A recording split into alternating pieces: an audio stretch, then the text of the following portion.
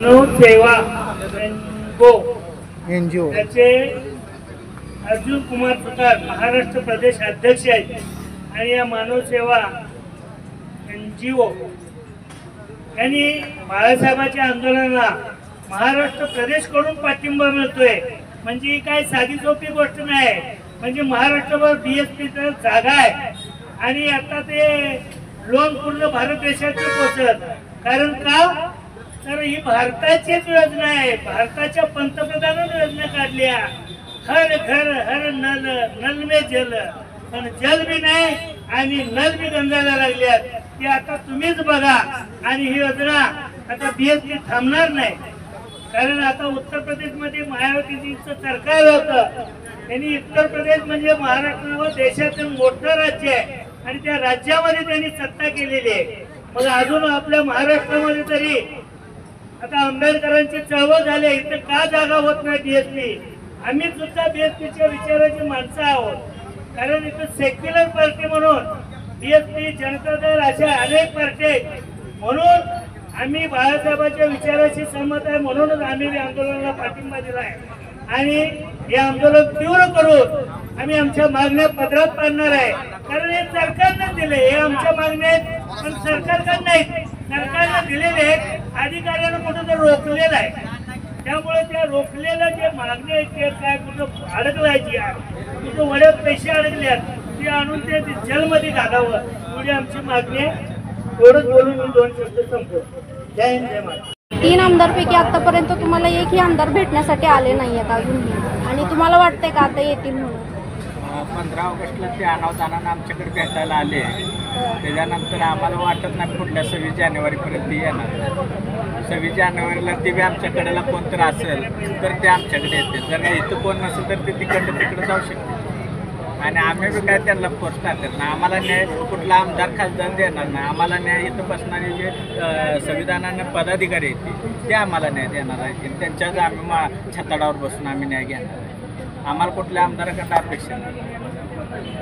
ठीक आहे मॅडम, इकडे बघा, 70 वर्षांचं ते पूर्ण बी करायचं, जे लोकांचं हक्काचं पैसा आहे तो निधी ते आपल्याला द्यायचं, ते बी लढायचे आणि ह्या माध्यमातून व्हिडिओ आपल्या मीडियाच्या माध्यमातून ही जरी यंत्रणा तिथपर्यंत जिल्हाधिकारी साहेबापर्यंत पोहोचली नसेल तरी बी मीडियाच्या माध्यमातून त्यांना माझं सांगणं आहे, एक विनंती आहे की तुम्ही लवकरात लवकर आंदोलनाला भेट द्यावी आणि आंदोलनाला भेट देऊन ह्या आम्ही तुम्हाला सगळं पुरावा देतो, त्याच्यावर तुम्ही त्यांच्यावर फौजदारी गुन्हा दाखल करावा आणि चिंचाळ्याचं काम चालू करा आणि त्या कॉन्ट्रॅक्टदाराला ब्लॅकलिस्टमध्ये टाका। सर, तुम्ही म्हणताय सर्व भ्रष्ट अधिकारी आहेत, यांच्यावर ईडीची चौकशी व्हावी असं तुमचं हे म्हणजे म्हणणं आहे का? ईडीची चौकशी वगैरे आता कसं आहे, आमचा मुद्दा आता माझी लढाई एक माझ्या गावाला पाणी नेणं ही प्राथमिक माझी लढाई आणि ईडीचा वापर सरकार चालूच आहे, त्याचा माझ्या पक्षात तुझ्या पक्षात याला ती वेळोवेळी चालू करते अधिकाऱ्यांसाठी।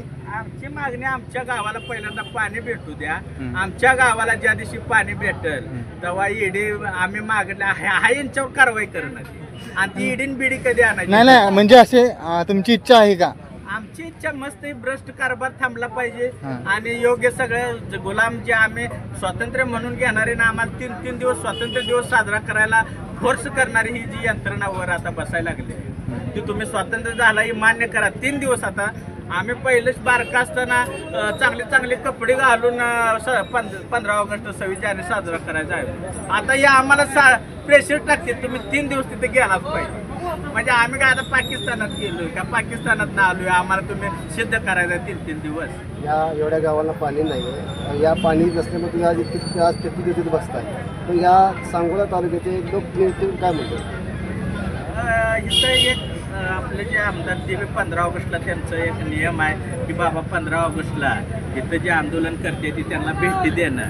इथं एक आमच्या शेजारी वाळूसाठी पुजारी साहेबांचं आंदोलन होतं, तिकडं ते आल्यामुळं आमच्याकडं अनावधानानं ते आमच्याकडे आलेलं आमदार आहे, ठीक आहे, आम्हाला भेट द्यायला आलं नाही। तर मागल्या वेळेस 26 जानेवारीला आम्ही बसलो आंदोलनाला, त्यावेळेस तिथनं माघारी गेले, त्यांना बी माहीत आहे ही माझ्या हातातला विषय नाही। त्यांनी आल्यानंतर आम्हाला सांगितलं की सत्ता आपली नाही, आपण काय करू शकत नाही, ही लय मोठा घोटाळा आहे, मी म्हणतोय महाराष्ट्रातला घोटाळा नाही, आमच्या सांगोल्यातल्या आणि वाणी चिंचळ्यातल्या गावातला घोटाळा आणि ह्या तालुक्यातल्या अधिकाऱ्यावर कारवाई करायची आहे. तुम्ही आत्ताच आमदार आहे आणि तुम्ही सांगताय ते मागल्या काळात तुम्ही का आवाज उठवला नाही, तर तुम्हाला ह्या काळात ह्याच्यासाठी निवडून दिलंय ना.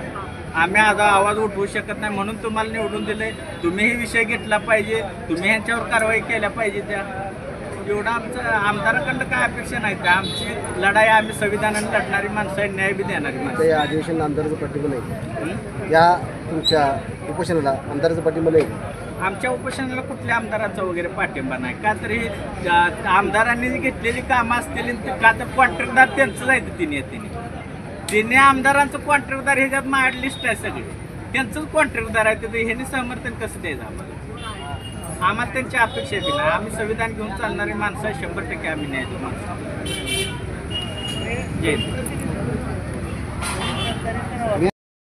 त्यांच्यावर गुन्हा दाखल करणं ही मोठा विषय आहे. का तर ह्या अधिकाऱ्यावर गुन्हा दाखल करण्याचा अधिकार हा सीओ आणि जिल्हाधिकारी साहेबांना, आणि ही सगळीच व्यवस्था भ्रष्ट असल्यामुळं ह्यांच्यावर अधिकाऱ्यावर फौजदारी गुन्हा दाखल होणं ही अवघडच गोष्ट आहे. पण इथं लोकशाही आहे आणि लोक आहे ती राजा आहे. जेव्हा लोक ही निर्णय घेतलेले आपल्याला भ्रष्ट अधिकाऱ्यावर गुन्हा दाखल करायचा त्यावेळेस त्या जिल्हा अधिकाऱ्याला सीओला गुन्हा दाखलच करावा लागेल. मग त्या लोकांनी ठरवायचा आहे गुन्हा त्यांच्यावर दाखल करायचा आहे का नाही. मी तर विषय घेऊन निघालेलो आहे आणि मी त्याच्यासाठी मंत्रालयात जाऊन आलो. त्यांच्याकडे ती मागणी केलेली आहे गुन्हा दाखल करण्याची. तर त्यांनी 90 दिवसात नाही कारवाई केली तर मी जनहित याचिकेतनं ती दाखलच करणार आहे. मी काय सोडणार नाही. पण जी कायदेशीर प्रोसेस आहे की चौकशी झाल्यानंतर त्यात आढळून ही मी काय तोंडी बोलत नाही. या अधिकाऱ्यांनी मी जेव्हा पाहणी लावली, चौकशी लावली, त्यावेळेस पाहणी अहवालात ही सगळा भ्रष्टाचार दिलेला आहे. ह्या पाहणी अहवालावर सीओ आणि जिल्हाधिकारी गुन्हा दाखल करू शकते ते, पण ही व्यवस्था भ्रष्ट असल्यामुळे ती करून घेणार नाही. ती निलंबित करणं एवढीच त्यांच्याकडे कारवाई. पण निलंबित हा त्या कारवाईचा विषय होणार नाही. फौजदारी गुन्हा जोपर्यंत दाखल होणार नाही ह्या अधिकाऱ्यावर वचक बसणार नाही. ही 100 कोटीचं घोटाळा करणार आणि 50% निलंबित होऊन दुसरीकडे जाणार. परत त्या अधिकाऱ्याला जे चौकशी करायला येतो या त्याला 2-3 कोटी लाख देऊन निर्दोष होणार आणि परत वरल्या मंत्र्याला 10-20 लाख कोटी रुपये देऊन परत प्रमोशन करून घेणार. त्यामुळं आमच्यावर निलंबनाचा आम्हाला विश्वास नाही. आम्हाला त्यांच्यावर फौजदारी गुन्हाच दाखल झाला पाहिजे आणि हे जनतेच्या पैशाची लूट आणि शासनाची फसवणूक त्या अंतर्गत जनते गुन्हा दाखल होऊ शकतोय.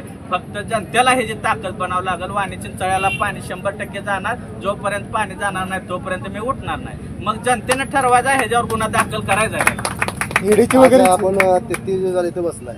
33 दिवस तहसील करण्यामध्ये तहसीलदाराचे आपल्याला काय रिस्पॉन्स? तहसीलदार साहेबांनी त्यांच्या परीनं काम केलेलं आहे. त्यांच्या परीनं पाणी पुरवठा आणि बीडीओ साहेब यांना लेटर काढलेलं आहे. बीडीओ साहेबांनी पाणी पुरवठा आणि जिल्हा परिषदेला लेटर काढलेलं आहे. पण इथनं लेटर गेल्यानंतर वरनं लेटर येणं गरजेचं होतं. ह्याने लेटर काय काढलं, इथं 15 तारखेपासून आंदोलनाला बसलेला त्याचं निरसन तुम्ही करा, त्याला परावृत्त करा.